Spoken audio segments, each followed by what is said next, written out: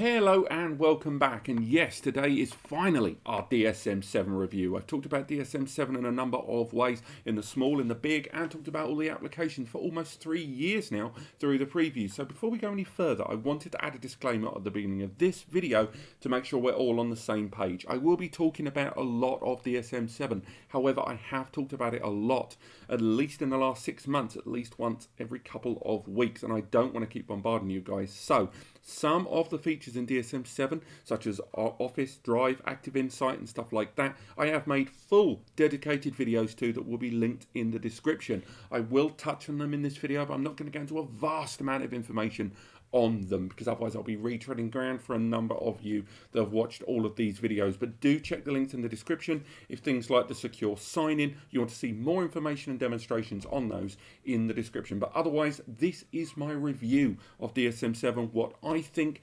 You don't have to agree with me, it's my opinion, we've all got an opinion, but do let me know in the comments after this review what about the things you like, the things you don't like, things I should have touched on that I didn't, and maybe we'll do a follow-up 3 to 6 months down the line to see what Synology have changed. But otherwise, let's run the intro and start this review.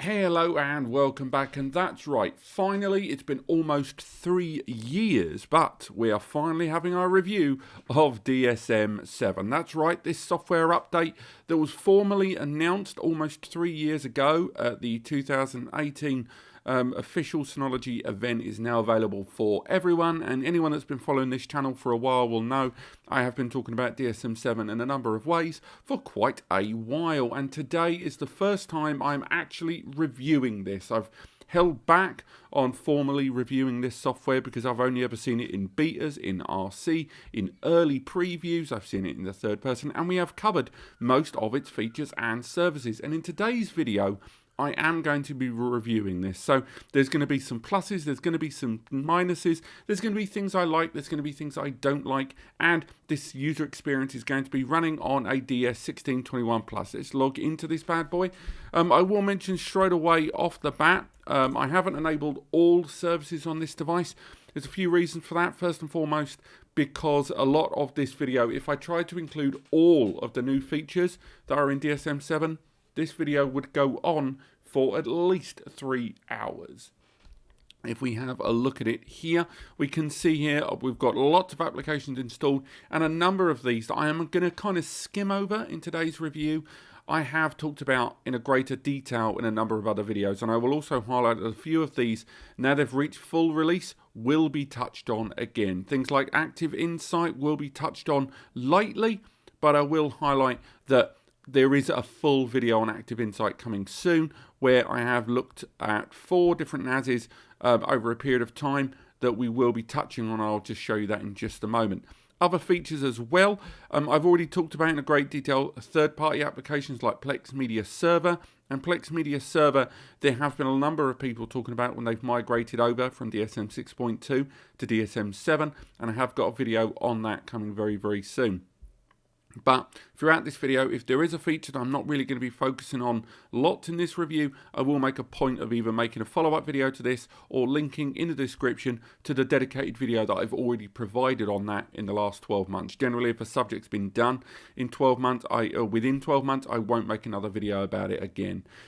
So let's talk about DSM 7. I've already skipped past one thing very early doors, and that was Synology's secure sign-in, something they've added. If we go into the personal section here, we can find out a little bit of information about this. I've enabled 2-step there, but the 2-step there, you can go ahead and use their own sign-in app. Synology have their own secure login system now. You can use Google Authenticator and other third-party OTP systems, and it integrates with them quite well. I will say it was quite a smooth running. When we did look into secure sign-in on one of our DSM 7 early preview beta videos, it did function very, very well, very, very quick. But I know a number of you aren't hugely fussed about secure sign-in. I think it's very good that Synology are keeping that all in-house. But I think most people will use a singular OTP app like Google Authenticator, and you're more likely to continue using that moving forward. But, you know, kudos to Synology for doing that. Now, when you look at the user interface here of DSM 6. DSM 7, it's a lot more responsive. One thing we kind of skirted over there, if we sign out, is just how fast this system logs in. If we have a look at it there, we're going to go ahead and put the password in. The sheer login speed, I've already talked about this, is just so lovely and responsive going in there. Other areas that I think have made a very obvious improvement very early on. The Application Center, for good or for bad, has certainly had the hedge trimmers had a go at it. There's a number of applications, third-party predominantly, that have been trimmed. Even the third-party list there is a lot smaller than it was before. Synology have done a lot of cleaning in-house there. And they have added, of course, a few new applications to DSM 7. Obviously, one of the ones that garnered very early attention was Synology's photo application. Now, Synology Photos, we're going to touch on in this video. I've already done a dedicated video on this, but Synology Photos, I'm not sure how I feel about it now. When they talked about merging Synology Moments and Synology Photo Station into a single app, I was, early, I was quite positive. It mentioned stuff about folder view, which I think could be a little better than it is. It still doesn't give you file folder access and sticking directly into those file managed folders. So you need, zoom out there, you have to make sure you're using preset folders within your Synology system. Otherwise, you're not really able to take advantage of a lot of the photo stuff. You have to go within drives and stuff like that and in dedicated photo albums. But one thing I've noticed, and it isn't just me, a few people have highlighted this, when you do go into photos for the first time, not only are a lot of the people settings disabled by default in your personal space, you have to actively do that yourself to enable it, but a number of users have highlighted it in the default setup that the tag system isn't automatically identifying photos. And this hasn't happened many times for me, but it did happen here, so I thought I'd include that in there. Again, this is presumably a setting that I've missed, but I do think it's important that we look at this, comparing it against 6.2 and looking at 7, and the fact that those tags aren't enabled by default or they weren't indexed by default kind of surprised me there. The photo recognition is just as good as it ever was, and again, it has identified lots of people, lots of things there, and also the geolocational stuff is still absolutely great, identifying areas, grouping photos together.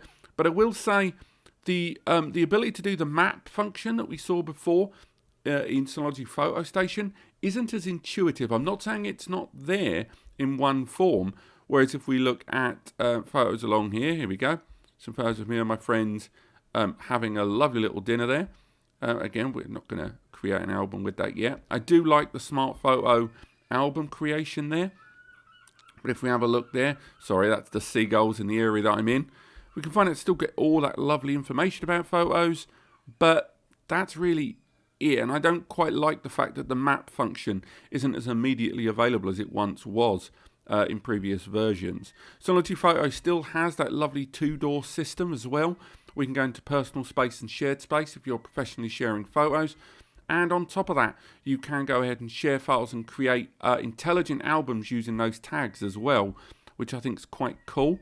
Whether you're using just standard photos or creating intelligent albums. There's lots of little bits and bobs, and a filter as well. The filter I quite enjoy. So if we go ahead and look at the filter view there, you can take advantage of any of the tags that you utilised, the geolocational information you've identified there. But again, I'm not sure how I don't think Synology Photos is quite as good as Photo Station right now. And I've seen a number of people online agree with me there. I think it's a good app, and it's certainly easily, if not the best, then one of the best AI-powered photo tools out there in NAS. But I think Synology are kind of have been beaten by themselves because of Photo Station and Moments as those separate applications. Now, other applications that have been included in this newer version of Synology software, there is, of course, Hybrid Mount. Now, Hybrid Mount, currently listed in the Beta Packages program. You go there. Hybrid Mount allows you to bolt on an area of storage from the Synology C2 cloud area, which again you will have to pay for, as you can see the price tags there. But you can bolt on an area of storage within the C2 cloud and allow it to be accessible from a number of NAS systems. This hybrid cloud will allow you to attach all this storage that lives in the C2 area for backups, for a cloud gateway towards connected users who don't have a direct path of access to the NAS. But as mentioned, it is only for Synology's C2 platform. You can't use Google Drive or Dropbox or anything like that, and it is a premium service that you have to pay for. It's not hugely expensive, but it's still a bit of a jip if you are a user that's moving away from subscription cloud services. I think it's a good idea and another great action from Synology of keeping things all in-house. But I think a number of users are less keen on the fact that it is C2 only. Now, moving along, we can have a look at the rest of the applications there. The rest of Synology stuff is largely background-based. There are improvements within applications themselves, such as the iSCSI Manager become the SAN Manager. And the SAN Manager, for those that aren't aware, it's largely been renamed because of this new improved attitude towards Fibre Channel and stuff like that. And it's worth highlighting as we look here, I've already created a target there, and you can use an iSCSI manager on a Windows or Mac system to connect that LUN via the target and add that storage if you choose. Again, these are all things that I've made videos on. I'm not going to go into too much detail, but we are going to look now at the user interface of DSM-7, because I think that is where DSM-7 really does thrive. Not only because it's never felt more responsive, the latency is just fantastic, and just the sheer speed at which things open. If I open up a new application, the responsiveness from within screen, going into the App Center there, going back, everything feels very localized, and it's easy to forget that you are accessing this via the web browser there. If we have a look, carrying on with the user interface, one area that very few people seem to touch on that surprises me is the DSM Help area. I do think the DSM Help area doesn't get anywhere near the credit it deserves, because they put a lot of work into these guides. There's a lot of GIFs in there. There's a lot of walkthroughs on how to set up the device. And I think it's one of the most easy on the eye help centers that manages to be both, usable and, followable. It's incredibly intuitive as far as those help guides through, the step-by-step tutorials through each thing. And of course, they are linked to online services, but I still think the system does a very good job of portraying guides on how you use the system. If we go to the control panel is an area that I've liked on Synology systems, but I will say I've always found it to be a little bit more limiting. I do think if you're a little bit more tech savvy, the control panel may be a little bit more restrictive. They have played with a number of the options on this system, and it has led to the NAS being a lot more easy to understand for a newbie. But if you are already familiar with Synology's layout of applications and services, you're already aware of the way Synology present a lot of their options and data, then you may find that this control panel, some of the options still aren't quite where you'd like them to be. I think a lot of them come down to the application privileges as well, and a lot of the user creation information. So, for example, if you create a user, it's incredibly easy.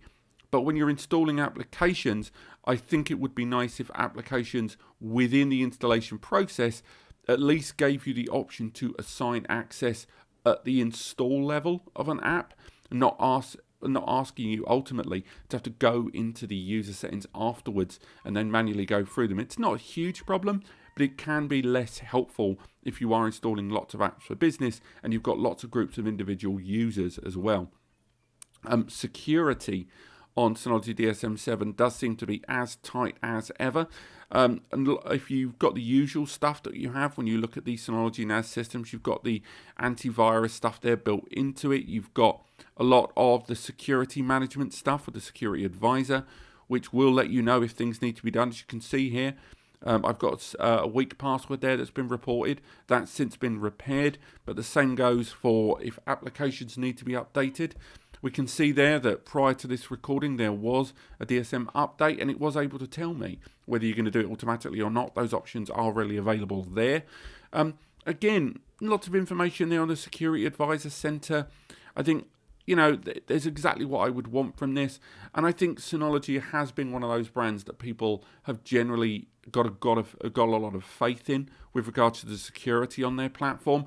Their updates are quite regular. They're quite strict as well in a way that I quite like, where a number of apps and services will either not run without further updates, or they will intentionally restrict a lot of the security concerns that you might have, or open security vulnerabilities if apps aren't updated at the system level rather than relying on the app level.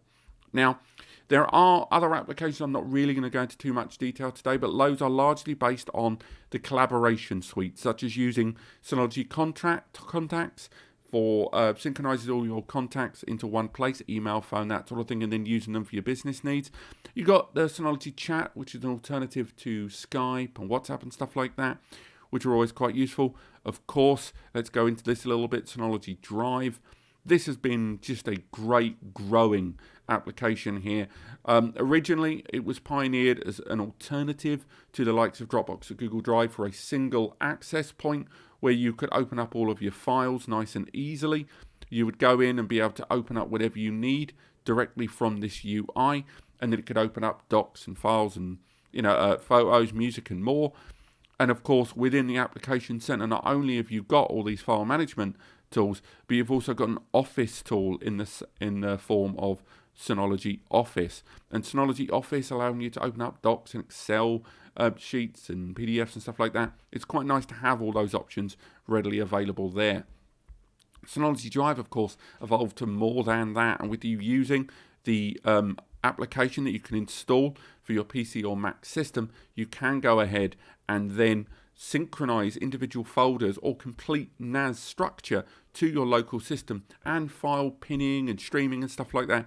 Synology's Drive application, again, it speaks for itself. You don't have to have DSM-7 to have it, but again, DSM-7 has added a little bit of polish.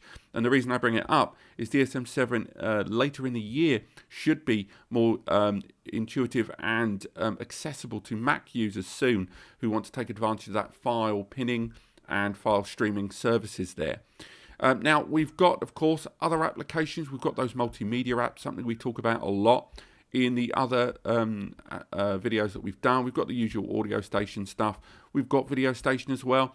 But another little problem I noticed along the way, and this isn't in a single instance either, when I was migrating over from existing 6.2 systems or doing fresh installs of DSM-7, I did notice that unlike in DSM 6.2, where a lot of the metadata was seemingly scraped of its own volition, DSM 7 seems to be a lot more strict about you taking advantage of the API keys, something that in my previous testing of videos where I took advantage of Video Station when I was showing you guys about how it scraped metadata and more, doesn't seem to be as straightforward anymore, and now you're kind of forced to get this API key, something you didn't have to do before. And I've run multiple instances of DSM-7 in its latest version on numerous NASes, if you've seen from my recent videos, and all of them, none of the metadata was seemingly scraped.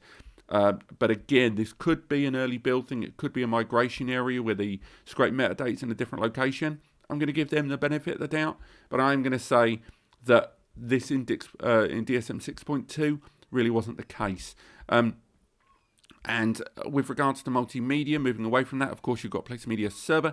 Plex Media Server, a number of users have highlighted that when they do migrate from a DSM 6.2 NAS onto DSM 7.0, that the scraped, the metadata wasn't carried over, or that the libraries weren't maintained. A lot of that is to do with the fact that installing third-party applications now, not all of them, but the majority of them, when you install them, the system asks you to preset where log files are going to be, and there seems to be a little bit more safe handling of third-party apps. So if we go ahead and install a third-party app here, we can see that it's asking me where to install it.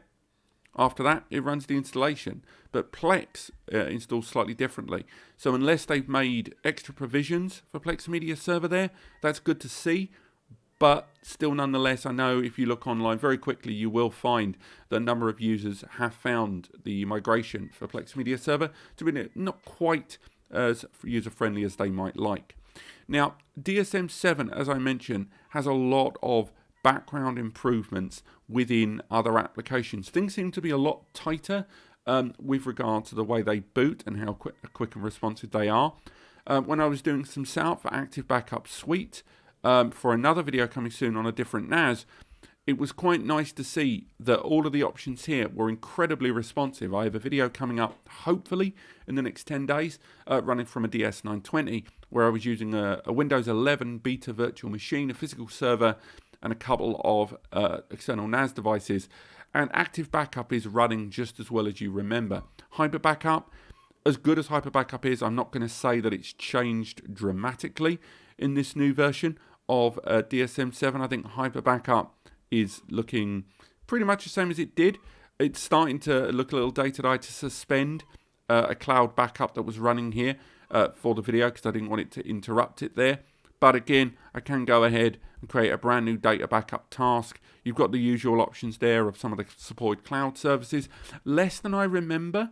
I'm slightly disappointed by the number of supported backup services in Hyper Backup there. You can do NAS to NAS, NAS to USB, that sort of thing. And of course, we've still got the USB copy tool, always useful as well, still supported there. But I will say that the design of DSM 7 hasn't really impacted on a number of these other windows. I think some of these are starting to look a tiny bit dated, and I really do mean a tiny bit. And of course, you've got cloud synchronization as well, where you can synchronize your NAS with all of those lovely cloud providers. But it's just a shame that a number of these are no longer as readily available within the Hyper Backup here. Look at that sheer number of supported services to synchronize a cloud area. And that is when you have a cloud source. Again, you could a folder on a Dropbox that's synchronized with the NAS. So it's the two folders sharing the same data, not the same as hybrid share, it has to be said, but still lots of services there. And I'm glad that despite Synology's arguably more aggressive stance on C2, and again, I do like the whole single ecosystem thing in the grand scheme of things, I do kind of miss the fact that slowly but surely we're seeing them turn into a contained single platform there. And again, all of those options from DSM 6.2, with the exception of a few things like Photo Station, have all readily been available here very early doors on DSM 7. So next up, we can move on to some of the more business-led applications. It has to be said, we've talked about the collaboration suite, talked a little bit about C2, and I will have dedicated video on Active Insight very, very soon, utilizing those 4 DSM NASs in my local area environment. But let's look at some of those business-led apps. So we're going to first look at 3 things. It's going to be Storage Manager. We are also going to look at the Virtual Machine Manager.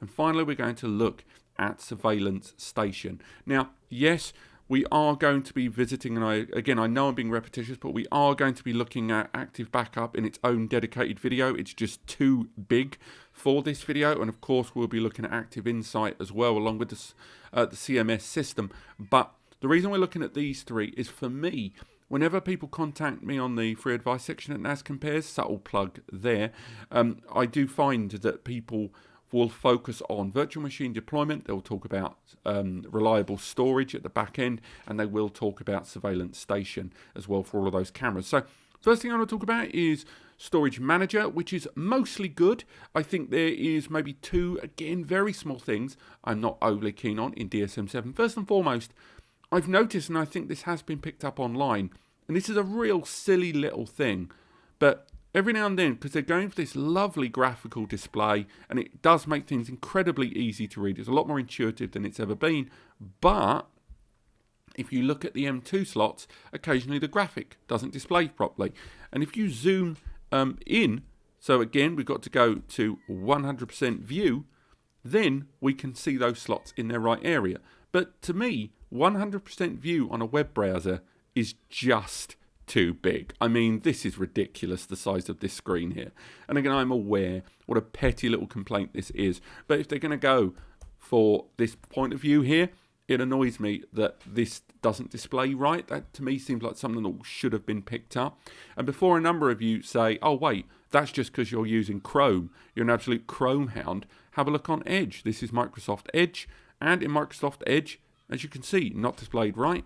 But if I zoom in, head to 100%, and it displays right. So I'm not the only one that's experienced that online, and it does seem like a very small but noticeable problem that I'm surprised wasn't picked up earlier on, and it is something that other users have picked up online. Again, a very small complaint, but I will say I do like what they've been doing now with a lot of the user interface here. We can see this is a 6-drive equipped system, and what I am preparing for in another video is a RAID 6 test, because a number of you may have heard DSM 7 has got 2 great little features that are worth talking about. First and foremost, you have the idea of fast RAID repair. Now, the fast repairs, let's find into it there, go over the settings. The fast repair allows you to rebuild a network a RAID array, your storage pool, a lot quicker. What it does is only build the area of storage where data lives, with the rest of the drive being nilled out. Now, normally when you do a RAID rebuild, what will happen is the RAID will build everything, even the empty areas, all of those empty blocks. But fast RAID repair allows you to only have to build the areas where there was storage. It keeps track, and it's able to do that. And I will be doing a RAID 6 test with 4 drives. Let's get those storage pools up. We've got a RAID 6 with 4 drives pulled coming soon. I'm putting around, you can see there, we're filling it with data. We are going to fill this system with a lovely bit of data. We're going to move that over from the primary storage array over here to this storage pool. We're going to probably get up to about 10 TB, and then we're going to do a RAID 6 drive pool. Because the second thing, outside of fast repair, that this DSM 7 upgrade promises is that RAID 6 is significantly faster in terms of access when the RAID is degraded, and that's something we will be looking at. But that's things that I like. The other thing I'm not overly keen on about Storage Manager, though, as I touched on earlier, a very small thing, I don't quite like how it's now overly simplified. And I know that is very Goldilocks, but for me, I like the idea that when I'd like there to be a tab that basically gave me the more complex options.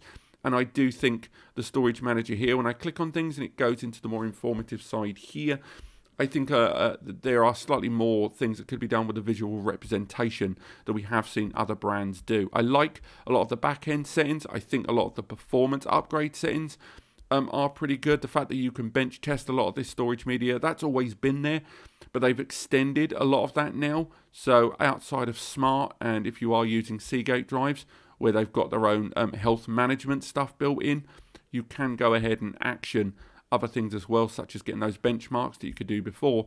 But now benchmarks seemingly allow you to bench test SSDs. And as you can see, I am using PCIe Gen 4 SSDs in this NAS. Another video coming soon. Lots of self-plugs today.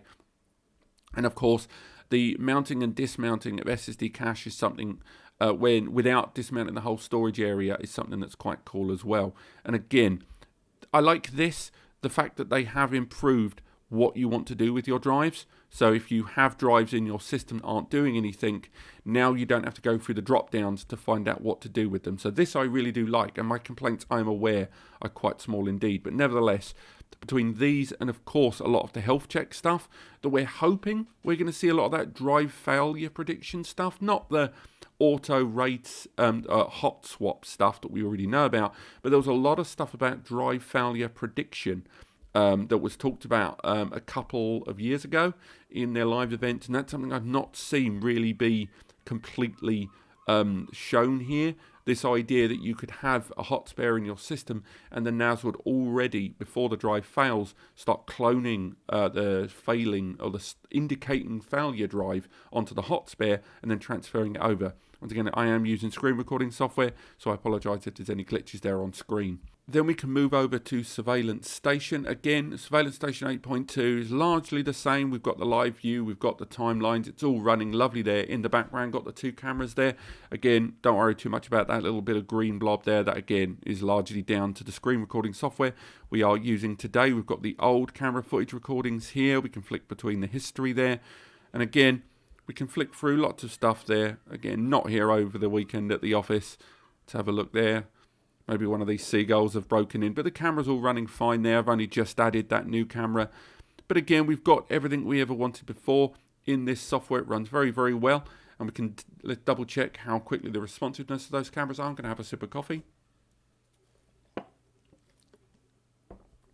Here we go, not too shabby. The right camera at the top right, certainly a little bit more nippy there on the uptake. But with everything we've been doing, we can see there that Surveillance Station is running as well as we'd hoped. Still a great application. I'm not going to add to too much detail. Again, I have covered Surveillance Station in a great deal of detail, a DVA video recently. Now we can make our way over to the Virtual Machine Manager. Synology's Virtual Machine Manager tool is one that has evolved a great deal over the last few years. There was a time when I thought QNAP pretty much ruled the roost with their Virtual Machine Manager, but Virtual Machine Manager on the Synology is just first class. I think they have gone they have gone quite of a business route. They have included the ability, for example, to let you host your own VMs using the Synology software, which again, I know there is a utility for. I'm not really one for it. I've got a Windows 11 VM here that we used in the previous video, an ISO running here in the background, and you can add multiple image and storage areas, virtual hard drive, 3D case, that sort of thing, and create all those multiple networks, assign the different areas of storage, that sort of thing. I will highlight that you can only use Synology's Virtual Machine Manager on a BTRFS file system. NAS, so do bear that in mind. Something I've kind of fell over my own myself a few times in the past, but the options are still pretty good within a VM. Again, you've got the obvious shutdown and stuff like that. When a VM is shut down completely, you can modify some of those settings. It doesn't let you do it when it's in operation, but there's a greater deal of control of hosting your own VMs there, and of course, if you want to attach your existing services as well, if you are using third-party VM areas, if you want to attach some of, like VMware, Hyper-V, that sort of thing, you can attach some of that stuff. And the same goes if you do want to utilize active backup, those options there for virtual machine implementation from the third parties there for backups and restoration are all open. I will also add that the snapshots and the backup and duplication and stuff like that are all possible within the virtual machine app. And if we have a look here at Windows 11, we've already done a video on that. I am running this on quite a meager setup, it has to be said. So a lot of the running of Windows 11 here within this VM is largely down to the resources I've equipped to it, not the software. But again, the interface is still largely the same. You've got a lot of the control there, a lot of the full screen stuff. You can still port these through to remote desktop if you choose. It's quite straightforward. Just chatting out there at the bottom. All the options are open to you, and of course, that VM will shut it down from within the app, shall we? Why not? If we shut down the VM, we'll see that that will be carried over pretty quickly to the system. Sorry, my mouse there not playing the game. So we can go ahead and shut down that VM, and you'll see that reflected in the memory. One area of change that a number of users have highlighted, arguably negatively overall, is USB on DSM 7. A number of you may or may not be aware that on DSM 7, USB devices have been severely limited. Now, there is kind of a breakdown in communication here, and again, I think myself, I'm as guilty as anyone else by misunderstanding in some areas, so I think it's worth touching on. It's not that Synology have completely removed USB support for a number of devices. The idea is that the drivers in DSM 6.2 and DSM 7 are not the same, and Synology have highlighted that they are going to need drivers to be supplied for these devices to DSM. So although devices may have worked, some of these network adapters, some USB devices like printers and more that work to DSM 6.2, a number of these will not work in DSM 7. Now, for those of you that are concerned about storage, don't worry. I have connected two separate USB storage devices, a RAID-enabled one and a standard FAT32 one, and they both displayed absolutely fine. You can't use ext3 file systems, but that's become a little bit more niche over time, it has to be said. Getting ready for that RAID 6 video later on. But again, DSM 7, there's not a huge amount more than I can tell you that I've already said in other videos. I like the user interface. I like the security. It's felt, if not as secure as ever, then even more secure than it's ever been. I think they've done a very good job of managing information than they have in previous versions. The resource monitor shows a little bit more information. It's a little bit more readable now. And on top of that, it has a lot more historical data in it than it had before. And I feel like Synology have listened to their critics on that score about how information may or may not have been presented to the end user in the most user-friendly way. It's one thing to not want to bombard the end user, but it's another one to stick a few barriers between the end user and their system in order to find out real-time information about it. And even the storage analyzer, which hasn't changed a great deal in its revision up, and it's a largely overlooked tool, there's a lot more about the logs and stuff you can do with it within the system that allow you to get some real-time information about your system in terms of its storage. And I think storage is another key area where we have found that DSM 7 has ramped things up more in the background than in the foreground, but certainly in a lovely way with regard to those RAID 6 improvements, with regard to the fast RAID upgrades, hybrid share, which arguably kind of wish wasn't just restricted to C2.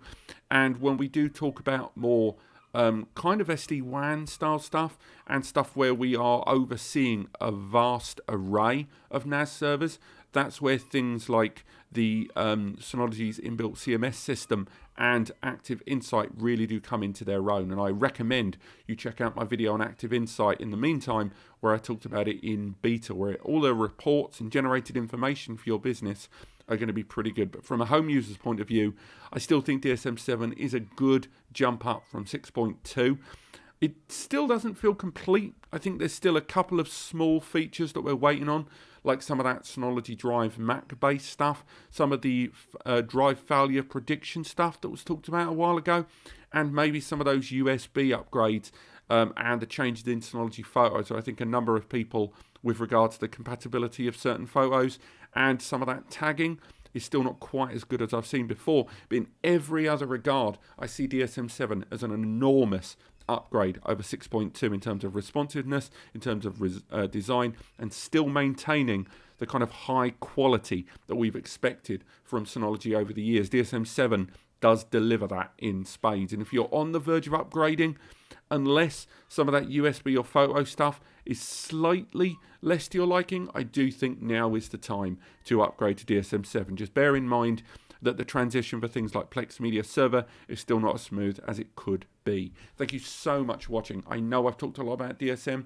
I am going to kind of ease off it a little bit now for a while. I am going to be doing some comparisons in August against a QTS 5 when that fully launches, because I think it's important to see what the two big brands in NAS have to offer in their latest revisions of software. And of course, I will be doing some brand new tutorials on these systems along with some of our Active Insight and Synology C2 coverage. Thank you so much for watching. If you have enjoyed this video, click like. If you want to learn more, click subscribe. And you take advantage of the free advice section over on NAS Compares for complete hands-on on the best data storage solution for you. It's unbiased, it's manned by two human beings, me and Eddie, and we can help you every step of the way. Thank you so much for watching, and we'll see you next time.